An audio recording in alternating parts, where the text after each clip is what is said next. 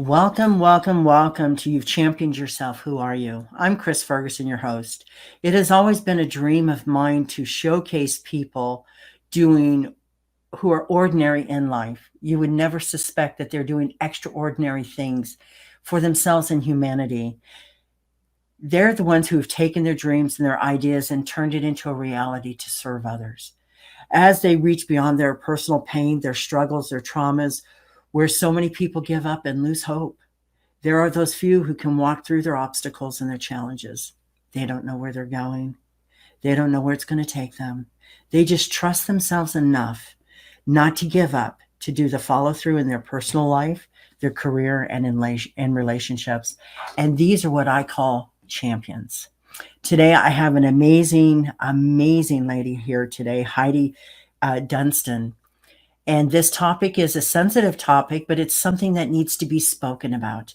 And if it can help one person who's going through what Heidi has gone through, and so many of us have, it would be a blessing for us all. So let's welcome Heidi here today. I'm excited. Hello. Hello. Thank you so much for having me here today. I'm so welcome. I'm so welcome that you're here. I'm honored. I am excited. Again, this is a sensitive subject, but the fact is that many of us don't know how to deal with what your topic is. And I'm not going to tell anybody yet. Nobody knows what the things that you could do that could make all the difference in the world in a person's life. Thank you. And so I'm honored. I truly am honored. I'd like to, everybody has a backstory. And can you tell us your backstory? How you went from where you were to why you're doing what you're doing? Yeah. So in 2014, I was attending a personal development seminar. My life was a mess. I was literally hanging on to life by my fingernails. And it was a 4.5-day program. I didn't even have a spot in the program. The person who told me about it, there was a big, long wait list. She said, pack your bags, show up there, and hope somebody doesn't show up. And I ended up in this program, and I didn't even have the money to pay for it. I put it on 2 credit cards, and I literally was so suicidal. I was like, the debt won't matter because I don't think I'll be here next week. And halfway through the program, my coach said in my ear, you need to share your story with the room. And I bolted from the room. I was like, nobody needs to hear my story. Nobody needs to hear it. It's terrible. It's not a pretty story. I grew up in a really rough home. And the next day, the main facilitator said, we're 50% of the way through the program. Who's not at 50%? And my hand went up. And she's like, who wants to talk about it? And you couldn't sit on my hand. It wasn't going down. And I shared my story with the room. And there was 130 people in the room at the time and not a dry eye in the room. And lo and behold, 2 rows behind me was Mike Wilson. And we became really good friends. And I ended up I did a lot of healing work in about 6-7 months. And then he was really struggling and needing a hand. And we were supporting each other as we were healing and moving through some stuff and became really good friends. Ended up dating and ended up, in a common law marriage. And December 27th, 2 days after Christmas, I'd found out that he had planned a surprise 40th birthday party for me. And I said, what are we feeding said people to at this party? And he's like, chicken wings and cake.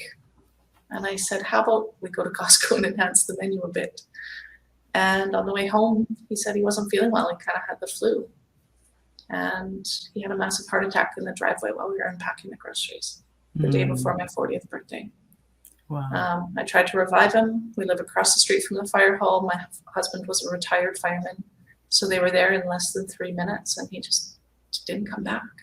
And literally in an hour, my whole world stopped and turned upside down and right side up and spun, and then slowed completely down. It was I am not the same person I was after that day. And I think there's a lot of people that is exactly what happens to them. You never expect it. You never think about it. You're just enjoying your day and being present in the moment and in the love and in the light. And then all of a sudden, chaos hits. Yeah.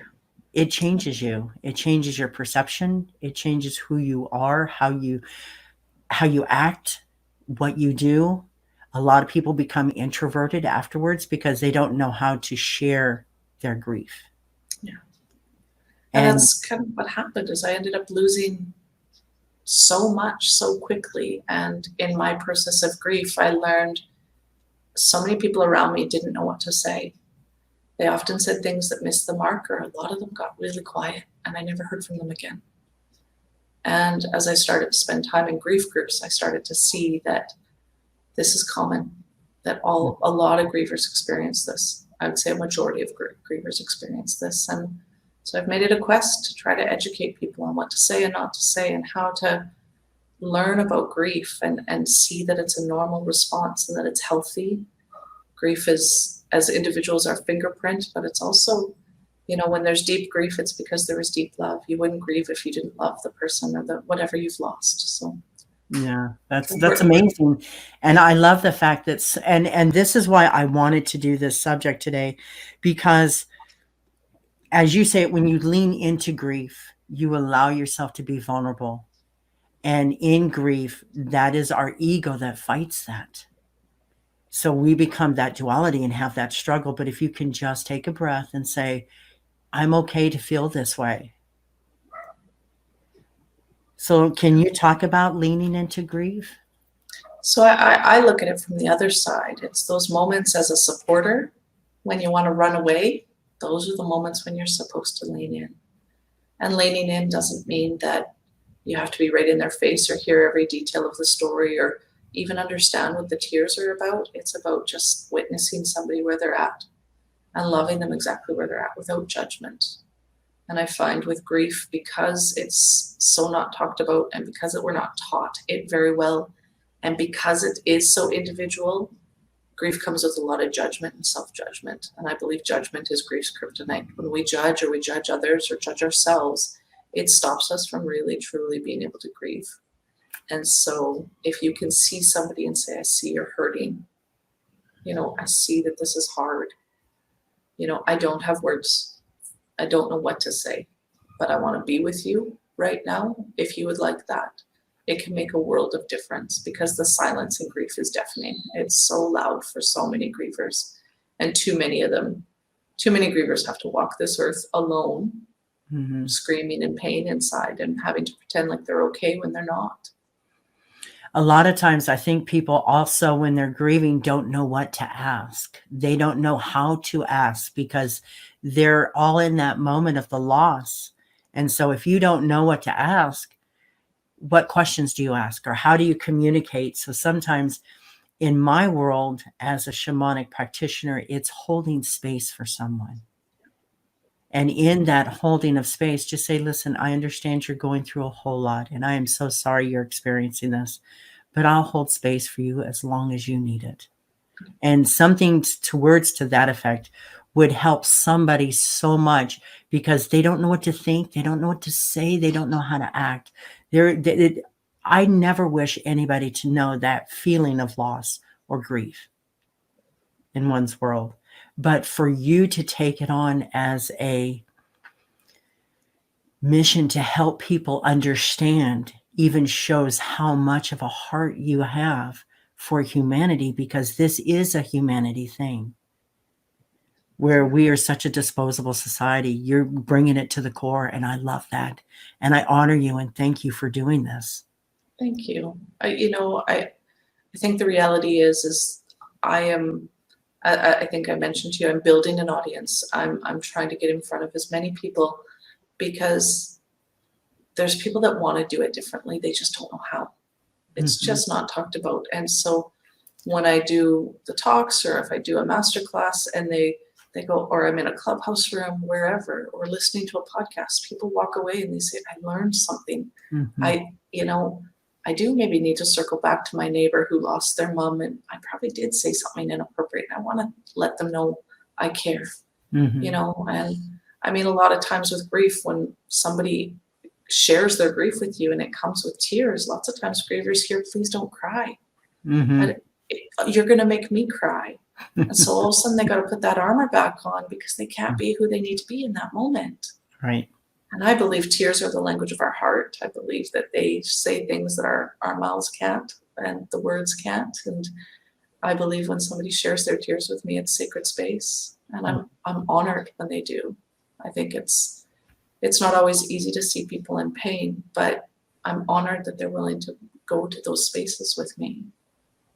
It's I think the one thing that keeps resonating with me right now is that look at the way that I'm honored to have you here, and will help you get to as many podcasts as you can and help you get your voice out there and to get this message, because in this day and age where people just are all about me, me, me, I love the fact that you're about others.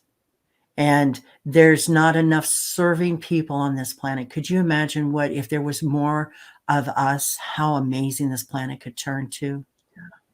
And I love the fact that you said it was about putting up your armor and going within when somebody says, don't cry. Where I'm just the opposite. And I say, do whatever you need to do. I'm here, whatever that is. If you need to scream, if you want to go run a mile with me, I'll run. I might fall on my face, but I'm going to go run. Whatever you want to do to help get this extra energy out of you, we can do that. Or we can sit in meditation. We can sit in prayer. We can do whatever you want. And most people don't realize there's really 7 stages to grief. But there's no exact way that it happens. It doesn't mean that you can't be happy at one moment and hysterical the next moment, or silent at the next moments. But people are uncomfortable with grief. And I love that this is the modality we're walking down to, is to change it. Yeah. For me, I don't see stages in grief. I see it as a big hot mess. And it's hard because we can't control it. Even if I tried, I love my calendar. My calendar tells me what to do, where to be, and who I'm supposed to be in that moment. And grief didn't fit in my calendar. When I held time for grief, it came at a time when I didn't have time for grief. And so it's something that is really difficult to quote manage. Mm-hmm. And we don't have a lot of grace for that kind of stuff in our society. We don't have those ability just to say, hey, I see you're struggling right now, and you're at the grocery store, and I don't know you, and I'm not sure why Oreos are making you cry, but they were somebody's favorite food, right? It's like, mm-hmm. And so it's about being able to see people where they're at and being able to just witness them and say, hey, I see that you're hurting, and I don't need to tell you that your husband or your loved one or your sibling is in a better place. I don't need to tell you that they're not in pain anymore, because the reality is the person standing right in front of you is in pain. Mm-hmm. And they don't, there is no cure. There is no fixing it. Mm-hmm. I will grieve my husband until the day I die, because mm-hmm. I will love him until the day I die. And that grief will look different. And grief, the hard part is an umbrella term. There's a ton of emotions that come under grief. Mm-hmm. And they are a mixed bag of anger, happiness, joy, regret, guilt, fear, anxiety, hopelessness, sadness, loss. And you can have all of those feelings in the same moment some days. I call it the crazy train of grief. It's a 10 coupon mm-hmm. ride, and you don't get a choice to get off of it. Mm-mm. And grief, there is no timeline. I have a friend who her husband died 12 years ago, and it was her birthday recently, and she was really emotional. And I said, what's going on? And she's like, I'm now older than my husband, and I never was supposed to be. Mm. And so we don't get to choose. It doesn't just disappear, that we can have these spaces. We can have a normal life, and all of a sudden we have a day where it hits us like it did with day one. And so, it is something that deserves to be witnessed. It doesn't matter where and when they are in it. We see grief early, in those early 2 weeks when, the announcement of somebody passing happens, and all the casseroles and the lasagnas start arriving, and the flower deliveries happen, and then the funeral happens. And then we think, okay, the world of the grief is done. But for that inner circle of people, it's not. Mm-hmm. And it happens for a long time. And so I always encourage people, note, like the person who's passed their birthday, if they're married, wedding anniversaries, even note the day that they passed and put them in your calendars as reoccurring, and reach out to the person and say, hey, I'm thinking about you today. I know that today might be a day of emotions, and I'm here if you want to talk. And it's beautiful when you can reach out to somebody 5 years later and know that, you know, they're actually being acknowledged and seen. Because a lot of times those days go unnoticed and they feel like the world doesn't see them. And grief is hard because the world keeps spinning and yet you still hurt. And there's no turning back time. There's no stopping the time to that emotion. But you said something in the word manage grief. And I think that's a programming that society expects people to do.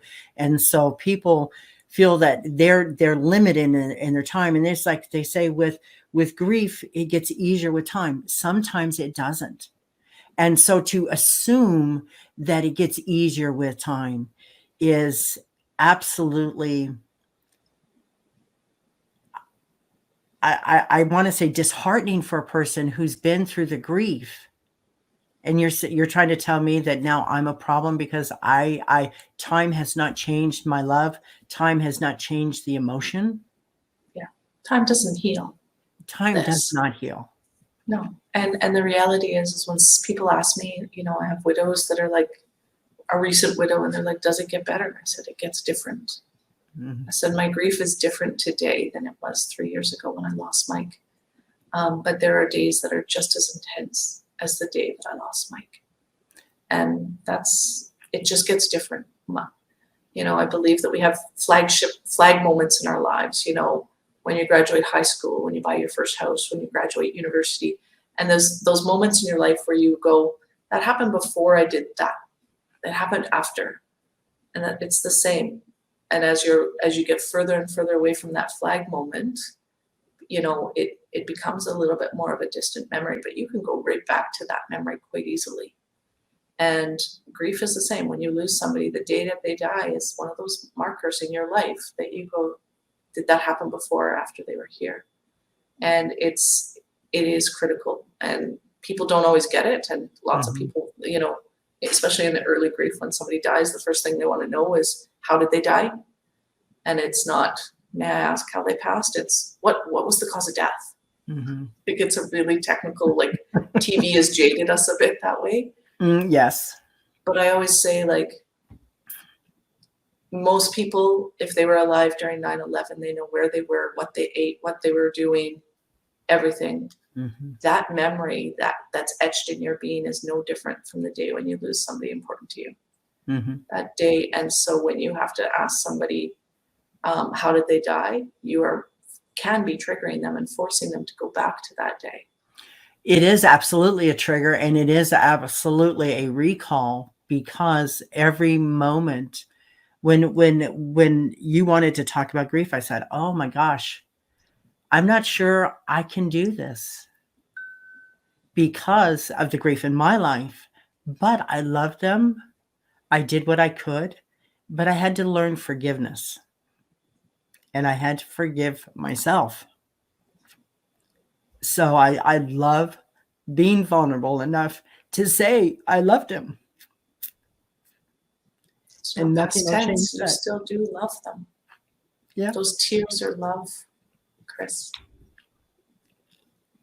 But how do you leave a legacy? One, I mean, legacy, it's the life we live, right? But I believe that legacies are big and small, positive and negative. There are some people that don't leave positive legacies, and you know. Yeah, unfortunately. Yeah. Unfortunately, yeah, they've may have done some things that could have been done differently. But those that leave positives, a lot of people think legacy are like those big scholarship funds or those big namesake buildings or a statue or, you know, lots of those things. But I choose to believe that legacy is all around us. And I believe that we can embrace legacy, and it can help us to know that the people that we've lost are still intertwined in our lives moving forward. So it could be that your grandma taught you how to garden, and you plant this plant in your garden every spring because was your grandma's favorite. That's a legacy. You wouldn't have done it if you didn't have your grandma. Right. Right. It could be, I have a friend, I'm writing a book right now on legacy, and it's the story of Mike and I, and the story, and 10 of his friends. And it could have been 100 easily. I could have had hundreds of people write, but the book would be ginormous. But they share about how losing him impacted them, and that how they've embraced some of the legacies in their lives. And so one gentleman talked about how Mike had a really deep sense of faith. And now when he's practicing his faith, he thinks about Mike. Mike loved children, loved them.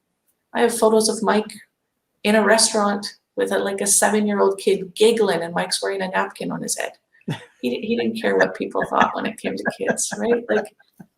And so I have friends who are just when I'm around kids, I need to just be free and not worry about judgment and allow myself to play and not sweat the small stuff. And, it's these little legacies in life that can really help us to remember our people, see that they still have impact, see that they make a difference, and carry that on.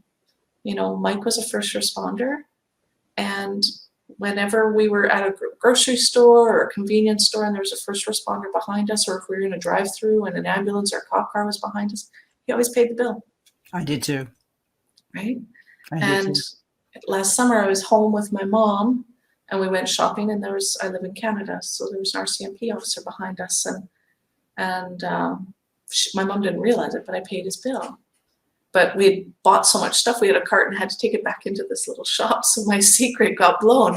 And my mom was like, "What's he talking to you about?" And I'm like, "I paid his bill." And she's like, "Why'd you do that?" And I said, "It's something I do since Mike died. It's what Mike always did." And she was like, "That's so cool." And she handed me $20. She's like, "I know it wasn't a small bill." And I'm like, "No, but she's like, "I really love the fact that you are doing that." And so we choose to find spaces and places where we can honor our people. And those spaces just for me, it makes my heart smile. When I get to cover that, and I'm like, I know that you're watching over and looking down on me and smiling. And, they're important moments, and I believe they help with grief. They can help with grief. They can be hard too, but they can help with grief. And I think that they're pieces that carry on into other generations. And sometimes we don't even know where that came from. Right? We don't know that the grandmother learned that flower from her grandmother, the grandmother before. And so I think they're just beautiful pieces that we can hold on to, because sometimes it's hard to let go of the pain. But if we can find places like legacy to hold on to, it makes letting go of the pain a little bit easier. My brother's death helped me create a legacy of ridding pain for kids. So I understand. Yeah, and the work you do as a police officer is so important, right? What you did teaching kids, and now with the work that you're doing now. I mean, there's still big components of how you lost him to say, this is what's motivating me to do what I'm doing now, right? Because you're heart-centered and you want to make a difference. And you don't want to see that loss go unattended, unrecognized. I didn't want people to go through what I went through. Yeah. And I think that when we can recognize our grief and recognize the love, and we can find places and spaces like this, it can be a really beautiful piece to grief, and it can allow for connection. And I believe grief is love, and love should never be done alone. And when we lose somebody we love, we need to find those places where we can connect. And so, I had a friend years ago, she had a 4-year-old baby that had some significant health conditions, and he passed unexpectedly. And this little guy was in a wheelchair. He was not able to speak, but he laughed and giggled, and he loved things like the color orange, and he loved Christmas lights. And so every year for a long time, we went to Christmas light decoration, and he died just near Christmas. So we would go in honor of him and check out Christmas lights. And, there's just things that we can do to hold space in a beautiful way. And it can be emotional. It can be sad, but it also can be like, oh, have a space in this moment today to honor my person. You know? I love that. I love that. Mm-hmm. When you honor your loved ones, the best thing that you can do is help their message for however they died to help humanity. My niece was murdered by her boyfriend. And the one thing that my sister did was to be able to change the law on certain things because without going into details, one of the things that they did was try to burn her body so nobody could identify her if found. And in the state of Colorado, it was a misdemeanor. And so to help grieving families and help people understand you can't destroy a body no matter what, and change the laws to make it a felony now.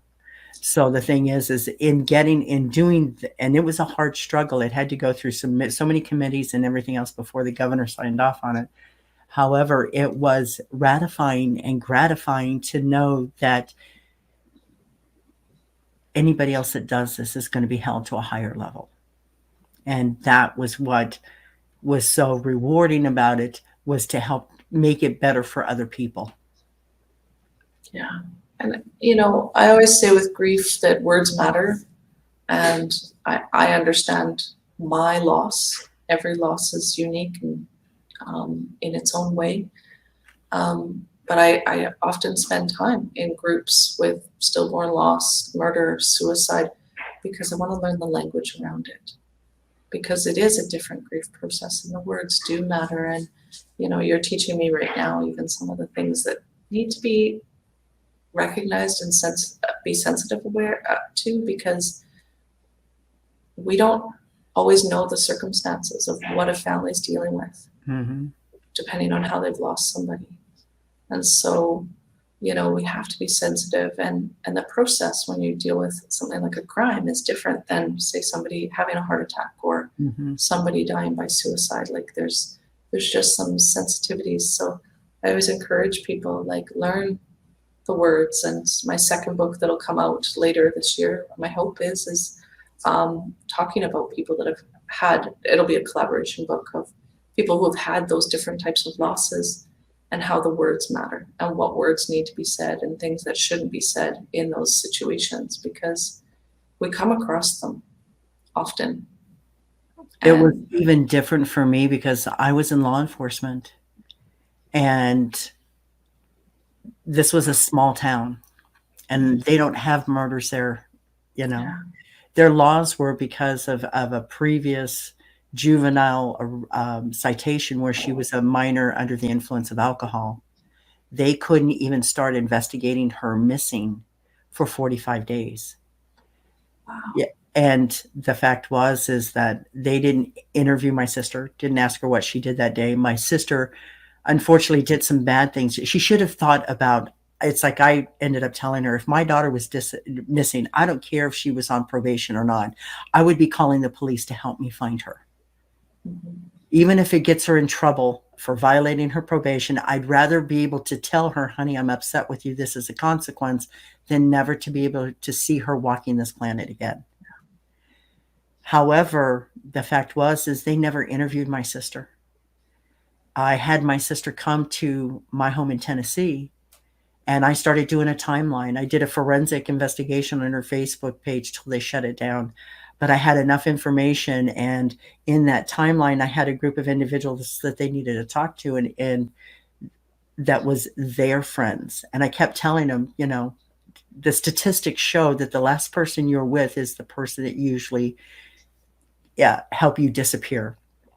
And in this phone call, they started to talk to her about, where were you? Why did you ask this question? And I stopped them and I said, you're asking questions as if she's a suspect. I said, and I'm here to tell you, when you arrest the mother for her part in my niece's disappearance, you will know what they did with her body. And this police officer defended this mother to me, this boyfriend's mother. And I said, please tell me you are recording this conversation, 1, and 2, I want an apology when this happens. 13 months to the very day. Evidently, somebody wore a wire because they got caught up in drug charges, went over to the boyfriend's house, and it was recorded about how mom and son, boyfriend, had lied to a grand jury and were arrested. And because there were 6 counts of perjury, the boyfriend slash son contacted the lawyers and went through channels and said, if you lower my mom's bond of $250,000 cash, I'll show you where we put Kayla's body. He didn't admit to her murder, just where he put her body. And so 13 months to the day, and I actually told them, when you arrest the mother, you will find out what they did. And it was a collective mother, son, and 13-year-old daughter. So the fact is that I was having to fight again for injustices and bringing it up to them about how, wait a minute. And so this was what was so important about changing it. We were able to change their policies, their county laws, and then the state laws, so that other people, when their family member falls off the planet, they don't wait 45 days to start investigating, because I don't know how many people know, but the first 48 hours in a missing persons case is crucial. The evidence can be discarded. And my sister was trying to do her own investigation, and at one point the sheriff's department was helping the boyfriend and his mom put a restraining order against my sister. Wow. And so it was crazy. It was absolutely crazy. And the hard part is like, because of your experience and your knowledge as a police officer, you go into go mode and you don't even get to be the supporting sister in terms of an emotional. It's like, hey, you're on the fact find. You're like the dog with a bone, right? Like, I did it I didn't do it in front of her. I did it when she wasn't there. But when I brought her here to my house, she cried for 4 days, and I let her. I held her.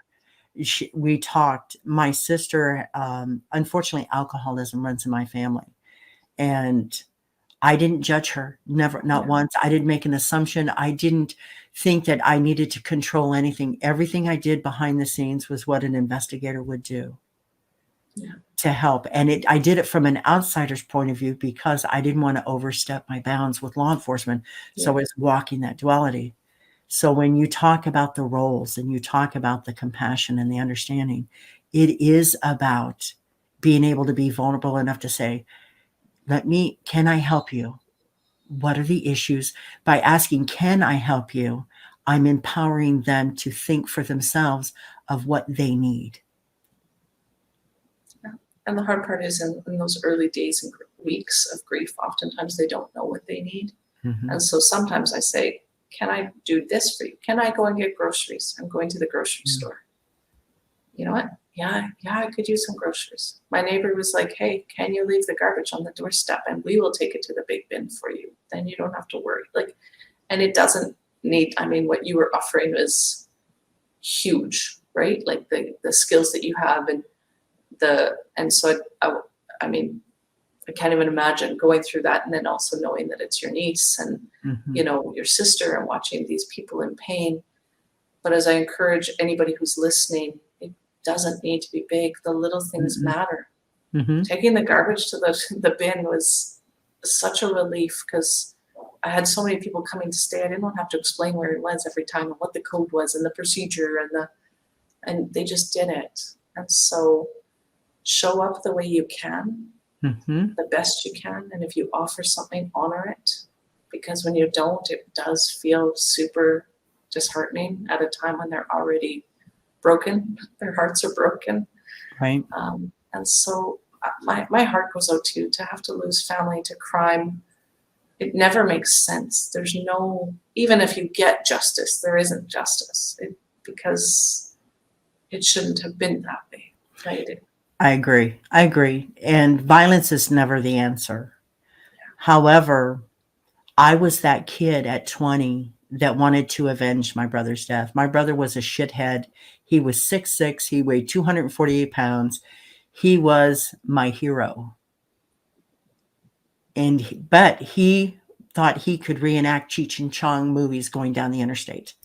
So the fact is, we all had our own issues back in the 70s. We were all doing things. We were orphans trying to survive life. And when he was killed, it brought us down to recognize we were not immortal. Yeah. We couldn't just do whatever we wanted to do. He actually was changing his life. And I was so proud of him because he was walking away from the drugs. He'd gotten a job, full-time job. He was working. He found his spiritual life. He was actually turning himself around. And I think the lesson for us was to be our best use, is what I got. And that's what I've done since then. You wear a cape every day, don't you? I do. But now I do it for others that need it also. That's why I think so many of us are good at what we do, because we've taken our pain and made it our purpose. Yes. And I choose to, 3 years into being a widow is still an early loss in many aspects. And so I choose to support people who are supporting grievers, because I still am quite tender some days. And it's not that I'm witnessing your grief, even though it's been 43 years. Yeah. And then it was 2012 for my niece. But the part I didn't tell you is I didn't, when she disappeared was the same week I was in the hospital. I had 2 pulmonary embolisms, one in each lung. And I was going through my own things. So I didn't see it at the time, but now I see it as the Creator put me in a circumstance to help me get through my issues, to be able to help somebody else. That's what I'm good at. So it was able to turn it around. So I get it. And I love this. And I love the fact that you're showing your audience right now that 43 and 12 years later, your grief is still prevalent. The tears are still there. The emotions are still there. And there's still a ton of love there. You're loving your people. You're loving your brother and your niece, and loving your sister, because watching somebody grieve is hard. It was hard spending time with my mom, and she was there. Like, she was one of the calls I made in the police car going to the hospital. But it was hard because she was grieving the loss of Mike, and then grieving the fact that her daughter was in pain that she couldn't fix and she had never been through. Right. And so grief can be so messy. And I always say you never know what somebody's dealing with. The world of cell phones have been great in the sense where we stay connected, but I can tell you a lot of grievers find out that the person that died is not the person they thought, because of what they find on phones. And so I'm always cautious, be gentle with people, love them where they're at, and we don't always need to know every detail. Mm-hmm. But I've seen women who have found out that their spouses had multiple affairs. I've seen people that have just gotten devastating news after that, and it's not for us to judge how they're supposed to move through that. Mm-hmm. So grief can be difficult, but it can also be really beautiful when we're able to find spaces and places to hold space and witness people and allow them to be in pain, and know that, even with Mike, there are people that cried really, really hard, and they're like, I can't believe I'm crying harder than you are. And I was like, he was very important to you. Yeah. I said, I didn't know him the way you know him.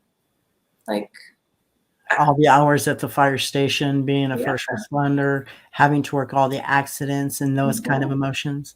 Absolutely. I don't know them. I don't know Mike the way you know him. Every person has a unique relationship with a person.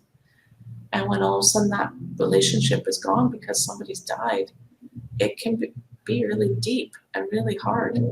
How would I know? How would I know that Mike maybe saved that guy's life on a call 15, 20 years ago? I don't know. And so I don't judge, and I don't, and in hopes that I don't get judged. Right? Yes, I absolutely would think that's true. The thing is most people don't understand human nature.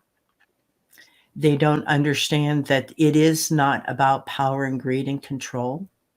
It is not about managing or manipulating. It is, and it always will, and always has been coming from love.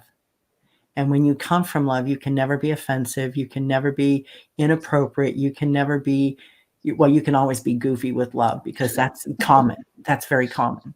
Yeah. However, when it's from love, it's not going to be those triggers. It's not going to be those moments of defending yourself or feel the need to defend yourself or to retract your emotions. Yeah. So I'd like to ask you, what 3 tips can you give my audience on how to be if you were ever put in a situation that you are grieving? Are you grieving or supporting a griever? Well, that's supporting grief. Let's do Support. supporting grief. So one, I never say I'm sorry for your loss because it's kind of like that thank you for your service, right? It's an obligatory statement. And if you were 6, you would go, did you kill the person? Like, why are you sorry? The language doesn't make sense. So I often will say that's a significant loss and I see you're hurting. Mm. And if I know the person that has passed, I may share a story and use their name and I'll let them know that my heart goes out to them. But I want to open the doors for connection. And the I'm sorry for your loss is a tough one because people often just go, thank you. And the connection stops. Mm-hmm. And so try to do it something different, do a little bit different. I often now don't ask, how are you? Mm. Grief leaves you living in the moment. And how are you? You're supposed to say good, fine, or okay. And a griever's none of those. So I often say, how's today? And the answers are different. And I'm actually trying to incorporate it in all my conversations of how today, not just with grievers. And I get very different answers. People are a little bit more open and honest, and they don't give me the just good, fine, or okay.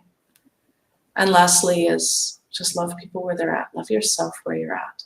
For me, I had to stop asking, why does this hurt so much? Why am I going through this again? The why stopped me from actually moving through the feelings. Mm. And saying, don't ask the whys of somebody. I believe we all grieve differently, no different than we all celebrate differently. America's Got Talent, when they hit the golden buzzer, everybody celebrates differently when that buzzer gets hit. Mm-hmm. And we never judge them. So please don't judge them in grief. I love that. I love that a lot. And in when you said, when they get the golden buzzard and all this confetti's coming down, it is a celebration of accomplishment. And that's not one of the feelings of grief. It really isn't. Heidi, I ask this of all my people that I interview is to take a moment, sit back, take a deep breath in, connect with your inner child, your 5-year-old, and what would she say about you today?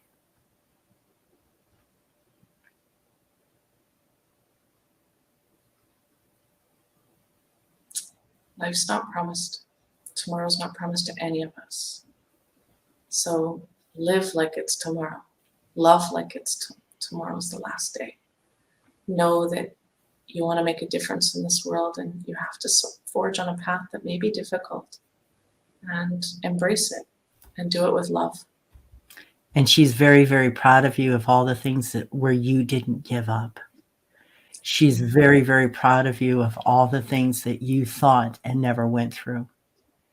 And she's proud of you of how you are standing up for other people in grief now. This is so needed and so welcomed in this world as we get this message out. And I will do whatever I can to help you get that message out and introduce you to a couple people to spread your message around the planet. Thank you. It's been an honor to be here. Thank you. Give me just a second here. Hold on. It takes a special kind of individual to dream their thoughts and their ideas and turn it into the realities, no matter the pain or trauma. Heidi has done this. Give me a moment. She stepped past her fears, stayed her course, and had the courage to do the follow through to the end. Heidi, I honor you from my heart to yours for what you do for humanity. You've championed yourself. Now we know who you've become. Thank you from me to you and my audience for being here today. This has been a tough topic for me, but I love the fact that we're open enough to talk about it.